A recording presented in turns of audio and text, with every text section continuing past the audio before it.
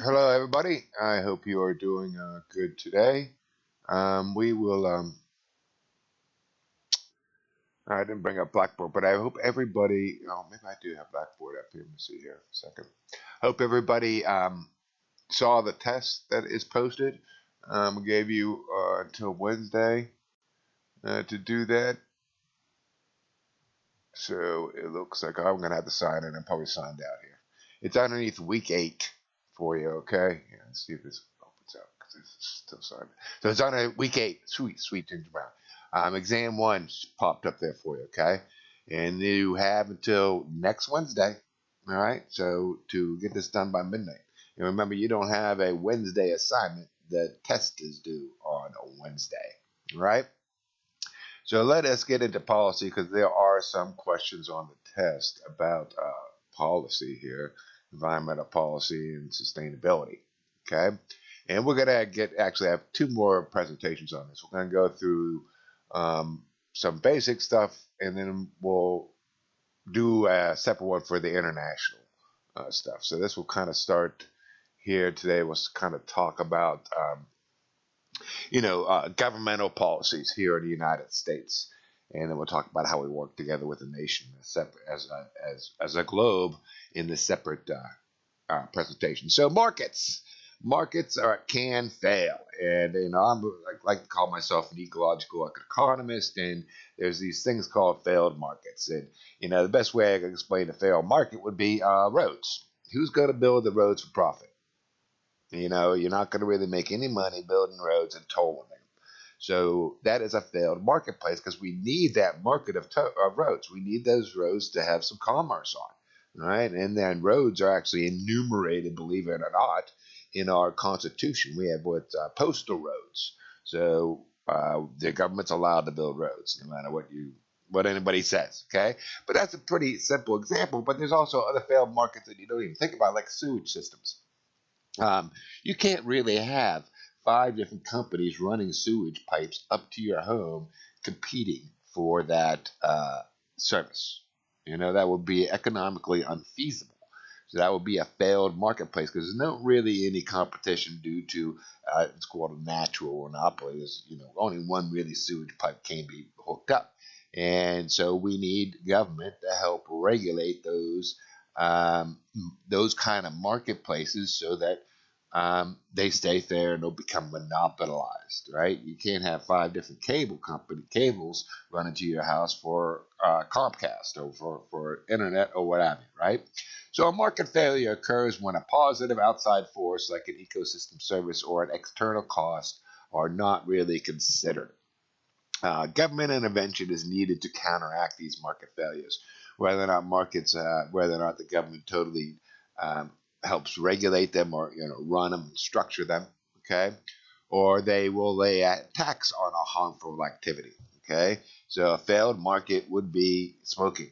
Okay, that is a failed market because it kills off your people and it's a very addictive and all this other stuff. There's a lot of more negative externalities than positive externalities that are passed on to society because we're going to have to help defray that cost, the health cost, and loss of wages and all this other stuff. So we levy taxes, a big heavy tax. I don't know what a pack of smokes is nowadays, but I think it's like somewhere around $8. I mean, holy guacamole, $8 for a pack of smoke. Where I was a kid, in high school, it was like $1.25 or something. My grandpa was a nickel, not even. Gas was a nickel when he was around, but he's 101. So we also have the laws and regulations to prevent long-term damage behaviors. Okay, and we also use what's called economic incentives to promote conservation and sustainability. So an economic incentive would be that little carrot that we gave the farmers not to cut the grass, right? An economic incentive would be the tax write-off I got for buying my hybrid electric vehicle. So, a policy is a formal set of plans and principles intended to solve a problem in decision making. So, it's just a set of plans and principles. It is not the law, right? It's totally different than a law. A law is structured that we have to abide by that, and sometimes you have to make up a policy how you're going to abide by that. For instance, the law for environmental science or for environmental law says, the EPA is in charge of regulating uh, pollutants, okay, to make sure that they're at a generally considered safe levels. They don't name what pollutants there are. Okay, they don't go this lead, and lead and Canadian and all arsenic and all the different chemicals, all the different pollutants. They just say pollutants in a general term, and then it's science's job to decide what those pollutants are or those harmful chemicals are, and then it's our policy decisions to make the set of plans to mitigate and make sure that all those harmful chemicals are within a generally considered safe um, levels. So public policy includes sometimes we institute those laws, regulations, orders, incentives, practices enacted to various levels of government. And environmental policies specifically address interactions with the environment, of course. Effective policy requires input from science, ethics, and economics. So here we got the science that has the basic foundation that this is actually dangerous to us or what have you. Okay, and then the private sector is allowed to weigh in, the government's allowed to weigh in, and the citizens is allowed to weigh in, and we all get together. Remember, we the people are the government here in the United States. So the government will get all these people, the science, the private sectors, the citizenry, and we, the people, gather up all that information and we decide on a policy, okay, to take care of whatever problems there are, okay? Sometimes the private sector has to advance, will have advances in efficiency and technology outside of the government. Right? You hear a lot of people in the right wing, uh, the right side of the aisle will say that the free market will fix all the problems. Okay, they don't want to pollute because they want to keep their consumers safe. And that does make sense. And you'll see every once in a while a business stepping up its pace and actually making some advances to help stave off. All right. But sometimes the government has to step in and make sure that they do that and put those scrubbers in the coal-fired plants. And then also the citizenry too will actually take some personal action and help drive some things, right? They'll start the recycling drives and do some citizenry stuff. And all these solutions to the environmental problems, all work together. So it's the private, it's the public, and it's the government. All three of these entities have to get together if we're going to actually institute any solutions to make these happen. Um, Environmental policies address issues of fairness and resource use. So, market capitalism is driven by short term gains, providing little motivation to address any environmental impacts. Because, I'd rather, there's this thing called The Tragedy of the Commons, and it's a short essay written by a guy called Garrett Harding. We'll talk about this in a little bit later.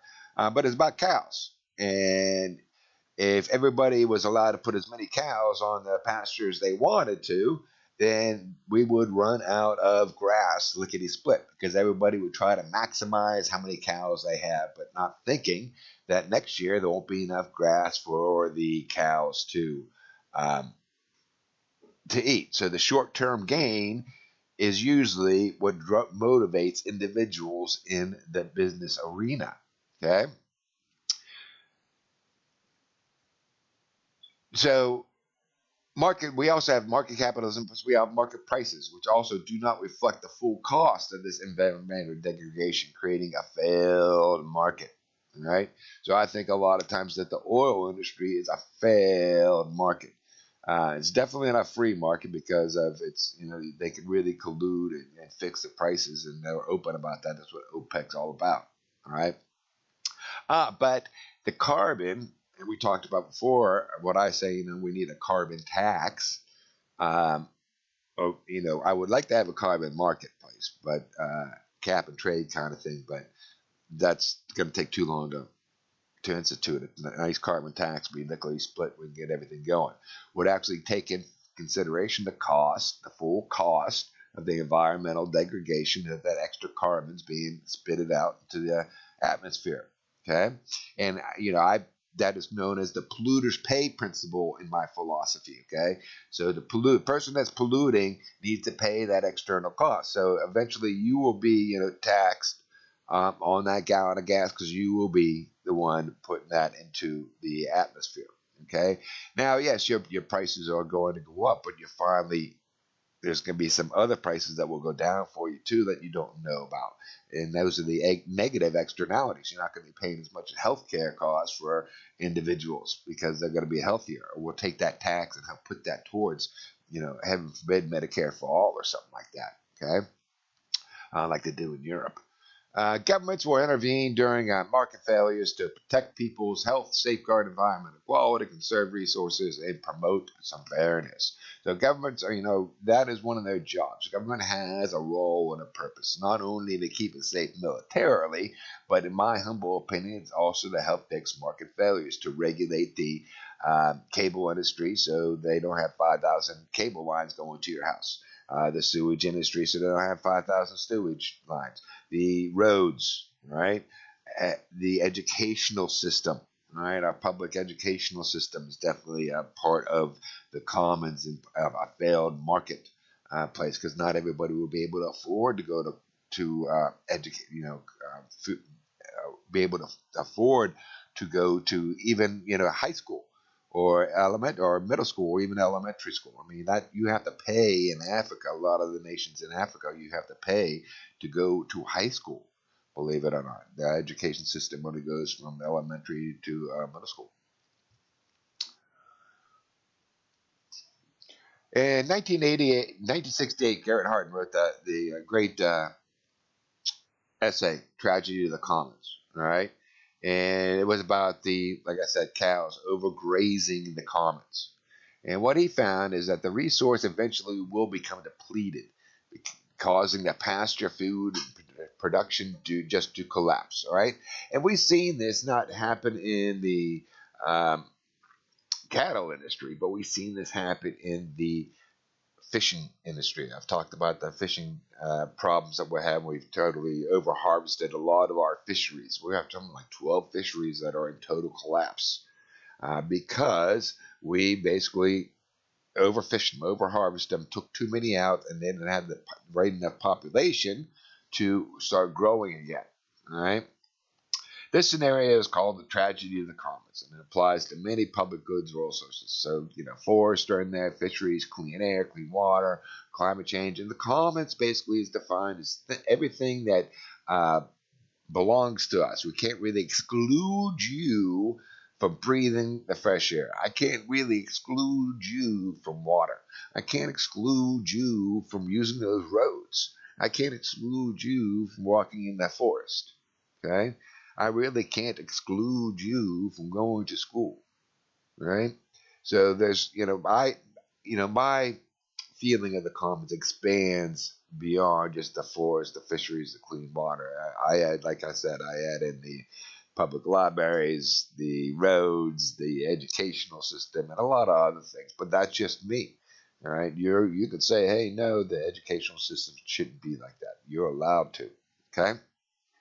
Hardin examples illustrates the importance of management and restriction of the use of resources to maintain it. So his essay really showed that it needed to be managed if we're going to sustain any commons.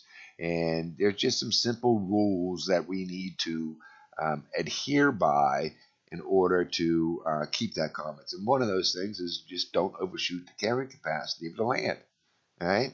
It's basically an ecological carrying capacity and an ecological footprint capacity. And if we take care of it and don't overshoot, we'll be okay. And most times you will find when people understand that concept and when a group of individuals get together and they have a shared resource, that they will figure out that carrying capacity and the ecological footprint pretty fast. Okay. There was a lady called Eleanor Nordstrom. I can't remember her last name. Eleanor is her first name. And she won the Economic Nobel Prize. The first woman to do that. Okay. for her work on showing how the cooperation and how you manage a commons through strict adherence to the rules that that community sets up. Okay. And she showed that they've been doing it for a long time. So that commons, it doesn't have to be a tragedy if you have rules set up to the game, which are based on science. Policy also helps prevent and predict predicament of what's called the free rider in the private and voluntary efforts. So an example of a free rider: if a river is suffering from water pollution from 10 different factories, the problem could be solved by each factory volunteering to reduce its own pollution. However, if one or more of these factories may be tempted to stop, giving them free ride and collapsing the collective endeavor. Right? So, the free rider is just someone that refuses to pay. Just thinks he can sneak on by. Right? And we're actually getting a free ride right now. We're getting a free ride on the atmosphere. No one has to pay for emitting any other carbon dioxide into the atmosphere. Now, I can't say nobody today, so we're starting to get smart. Some people do actually have to pay. But we've been having that free ride for 100 years. We've been using the commons for free. And today, that ride is over. And we're going to have to start paying some of the dues that are due for our free ride. External costs are harmful impacts suffered from by people not involved in actions that created them. So an external cost are harmful impacts to others that didn't do anything. Okay? So a factory that discharges waste into the river imposes external costs on people downstream. Okay? They're the ones that are going to have to smell that nasty smell. The riverside right there, the water just washes all that stuff down, right, into their atmosphere. So if a government forces a factory to clean up the pollution, that helps them internalize that cost as the price of their product is raised. Okay, so when the company has to fix their pollution problems, believe it or not, that price is eventually that cost is eventually worked into the price of that product, and whoever ends up using it, the end polluter, will pay that cost. Okay, I have no problem with this. Okay, I like to have a full cost accounting of everything. Okay, so we try to take that external cost and have the user finally internalize that cost. Now, identifying that external cost and how much that should be is a hard thing. I mean, how much does that pollution in the water really, imposed? What did it do? What's the cost of a life or what have you, right? But we can say that the factory has to put in certain stuff to stop the pollution, and those controls to stop the pollution going into the water stream can be accounted for and easily put into the price. Okay, but some external costs are hard to equate. Right? You might hear this saying someday. A business's job is to internalize profits and externalize cost. Okay, that's how you maximize the cost. So if I could pass on the cost to another, I'll do it, especially in a business environment. I don't know if I do it. It depends on what that cost is. Okay, but that's the quandary that we live as humans. So various factors can obstruct an environmental policy. So environmental protection is often viewed as equating to economic sacrifice, and that's not necessarily true, folks. I mean, when they started saying that we're going to have to put what's called scrubbers in our coal-fired plants so we keep our atmosphere a little bit cleaner, and they said, "Oh no, the price of electricity is going to skyrocket. No one's going to be able to, turn on a light anymore." And I think, 50 years later, I think we still got electricity. I'm not too sure. I'll have to check around, but I'm pretty sure everybody has electricity. So there is some economic sacrifice. Yes, those scrubbers did cost money, and the price did increase a little bit. But you know what happened? We had a lot of jobs by producing those scrubbers. Okay, and then we took a lot of those external costs off the board, health problems that brought down another cost for us. So there was a lot of positive externalities as well. Environmental problems tend to surface over a long period of time, so we don't see these things happen. It's not just lickety split. All right, we didn't really, I hate to. Flint wasn't really a good example, but even in Flint, it took probably about 4 or 5 months before we started noticing the higher elevated lead levels. People, started. Takes a while for them to get into the system of the kids, and then the kids get sick. So it took a little bit of time before we started noticing these things. And even with global warming, like I said, when you put that pot of water on the stove under the heat and turn it on, it doesn't boil right away. It takes a little bit of time. And that's the way with most environmental problems. It just starts percolating slowly but surely until it comes to a large boil. People, industry, and corporations with enough wealth can exert disproportionate influence over these policymakers, slowing down and preventing the change. Okay, hashtag Exxon New. All right, so it's definitely follow the money when you can, determining where these people are or where these people get their thinking, all right, or get their funding from, right? That's all part of the baloney detector. Remember the baloney detector way back when in chapter 1? Yeah, I love that. The baloney detector. Okay, follow the money. That's probably one of my favorite sayings in there. Science informs policy, but sometimes is sometimes disregarded. Is that ever so true today? Huh? So, this COVID thing's getting a little bit crazier and crazier each day I turn on the TV. And I don't think the first wave ever left us. And sometimes I think some of these politicians just totally ignore science. Did you, quick aside, because this is climate change stuff, all right? I don't know if you guys know about the new Supreme Court justice that's in Senate hearings right now. I think it was actually Kamala Harris, all right, the vice president, the VP, the Democratic pick for vice president. Senator Harris, asked her, she, believed that cigarettes cause cancer, and she said yes. Okay, and then she asked her, I think it was somehow, I can't remember another real obvious one. She said yes, and she said something about climate change. And she goes, well, that's debatable. So I can't really say that I can rule on that. And I'm like, oh my goodness. It is not debatable, folks. Science, we either reject or we accept the null hypothesis. And we accept the null hypothesis that anthropomorphic climate change, human caused climate change is real. I mean, this is the laws of physics. All right, she can't even change the laws of physics. All right, there's no ands, ifs, or buts about it. Just like cigarettes, if you smoke a pack and a half a day for 20 years, you're gonna, chances are you're gonna get cancer. It's probably 98%. All right, maybe even a little bit higher. Just it is what it is, and she is already saying it's a debate. You gotta wonder what the rest of the thinking is going on. If you're going to deny the laws of physics, what else can you deny?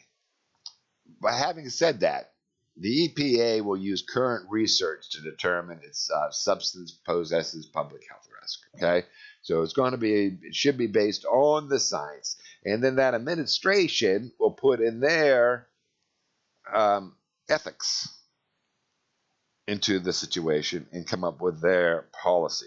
Because sometimes ethics are a little bit different between the political parties.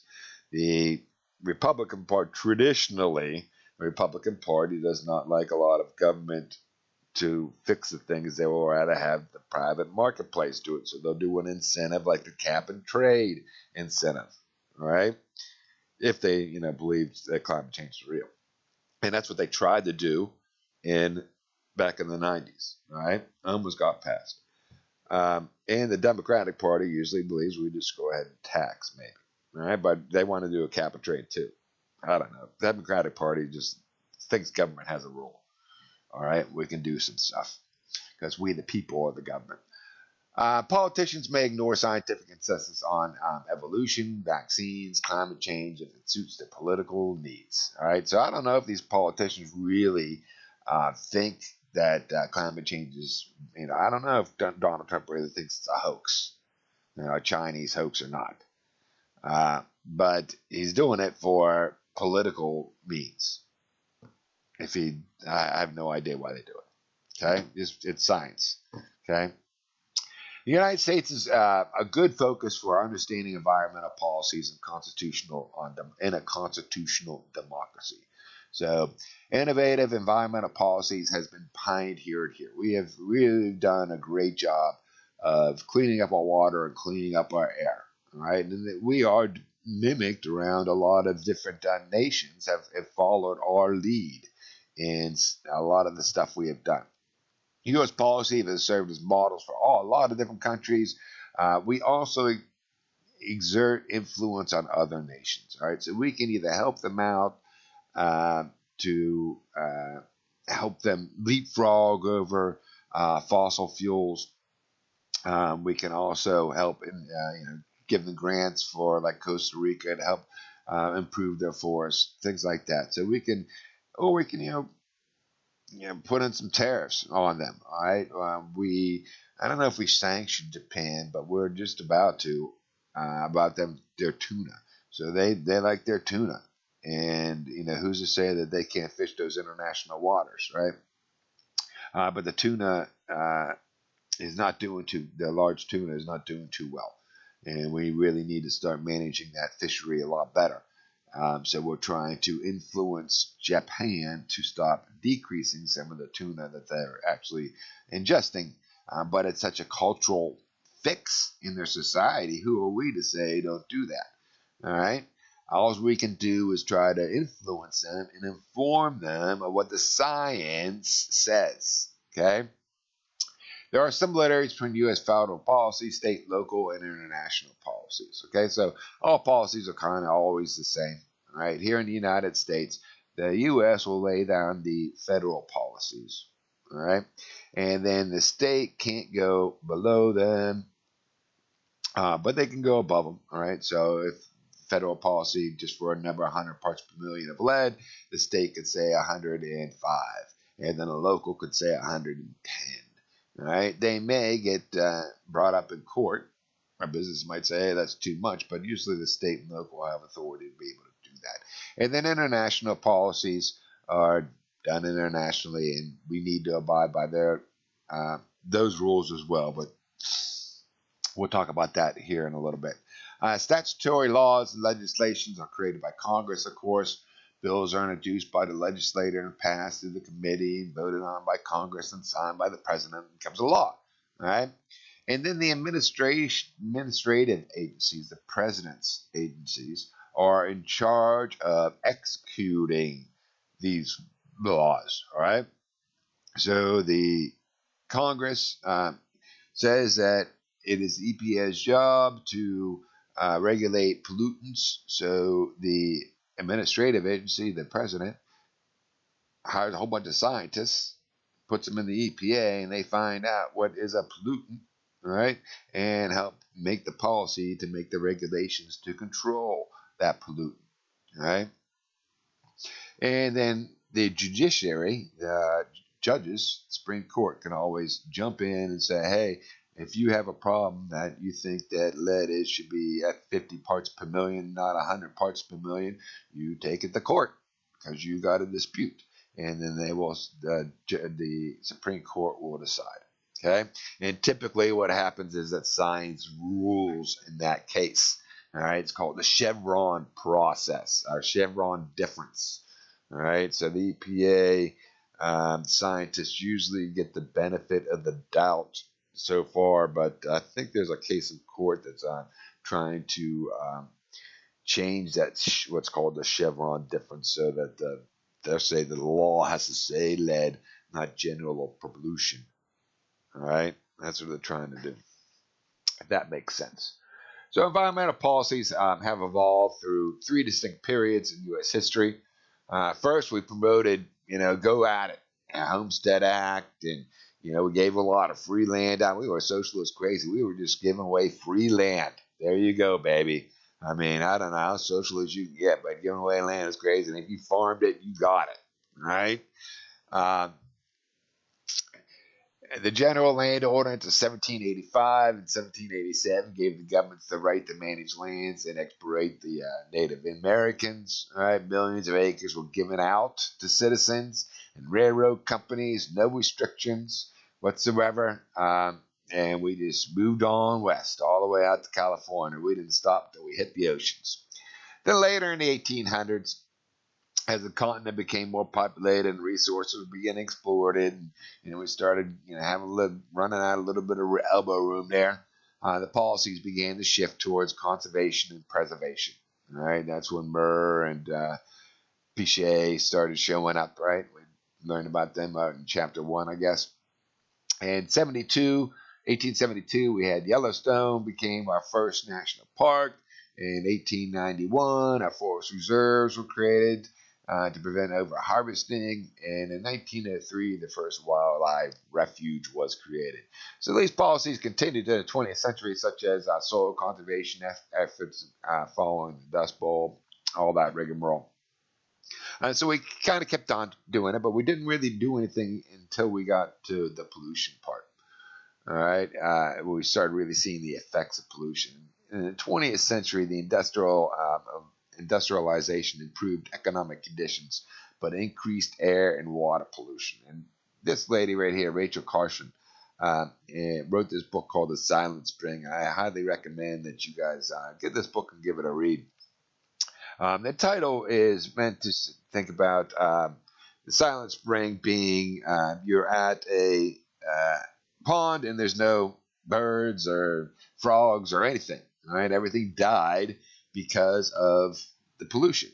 And what really triggered this off was the DDT, industrial chemicals like DDT, got in there. And I talked about this before with our flagship bird, the bald eagle, was a predatory animal, and it would go down and eat the fish. Inside the fish was this DDT. Because we were spraying DDT all over our fields, it was rolling off into the watershed, getting into the algae, and then the small little snail darts, little minnows, would eat the algae, and then the big bass would eat the small snail darts. And it's kind of opposite from like the food chain, how we learned that the energy is a little bit less as you go up, right? But that the chemicals will build up into the food chain, believe it or not. So there's a little bit more DDT there's a little bit less DDT in the algae than there is in the minnow. The minnow has a little bit more DDT, and then the bass has even more DDT, and then the eagle has even more, right? And then a baby chick was being born, and the eggs were all leathery and soft, and they weren't being born anymore. And we banned DDT, and guess what? The eagles are coming back. Okay, but this lady, Rachel Carson, may she rest in peace, died shortly afterwards. I think she died in like 72 or something like that of breast cancer. So we never got another book out of her. But that book, Silent Spring, is what really changed things. And also the Chattanooga Choo River caught on fire too.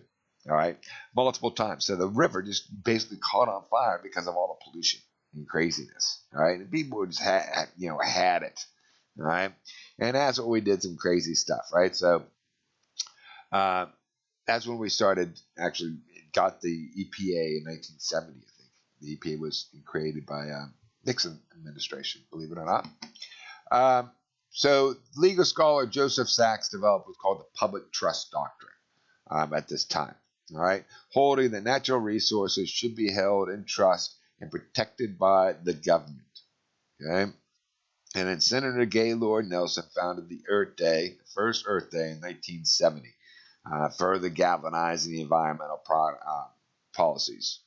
And then a number of major new laws were passed in the 60s and 70s due to increasing visibility of environmental problems, creating favorable political climate. All right. So it was really, it wasn't until the 1960s and early 70s that we finally got environmental policies here. Right? We finally got the EPA. We finally got the Clean Water Act. We finally got the Clean Air Act. All right, we got the Superfund in the 1980s. Okay, but just imagine that's not too far. That's only like 50 years ago we actually started cleaning up and putting in these overreaching regulations. So far, so-called overreaching regulations. So we didn't get the Clean Air Act until what's that?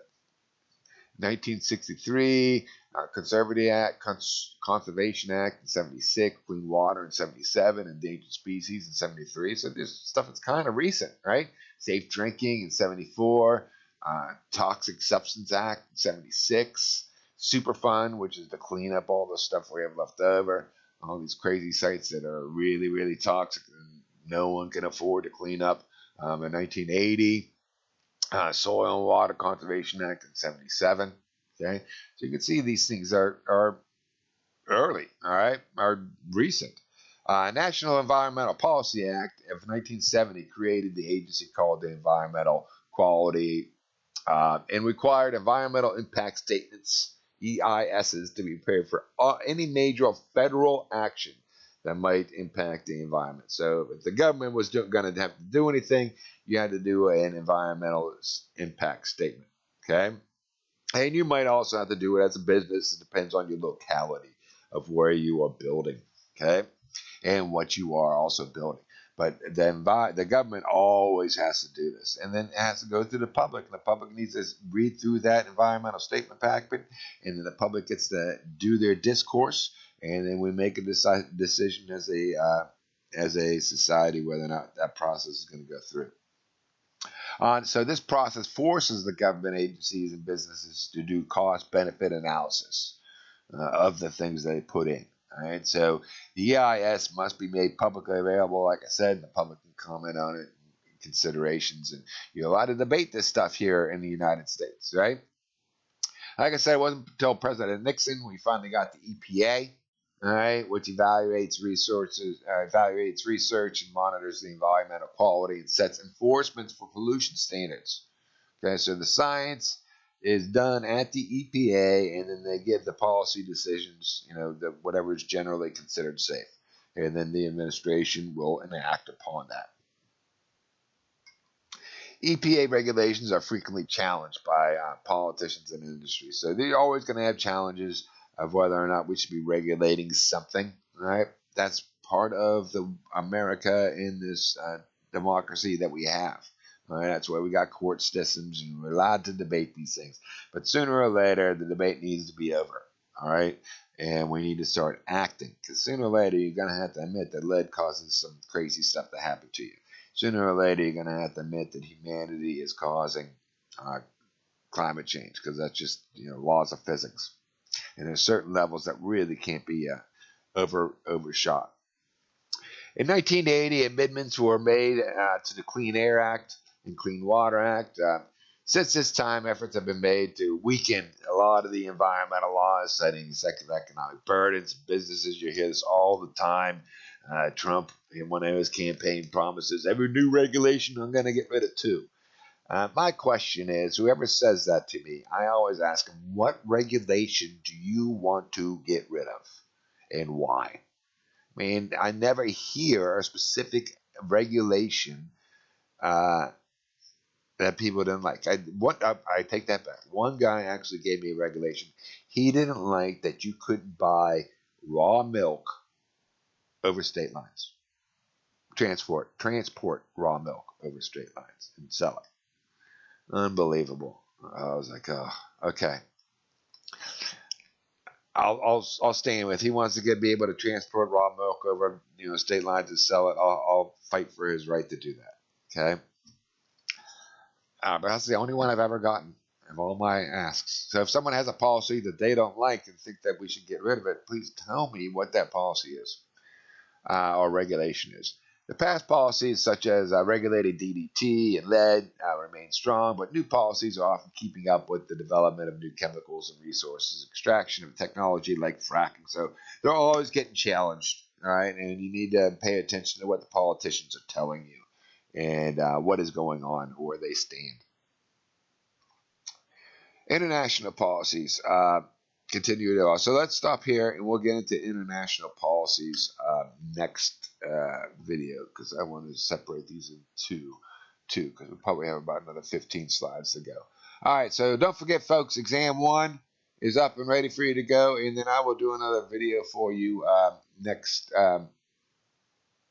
tomorrow morning probably.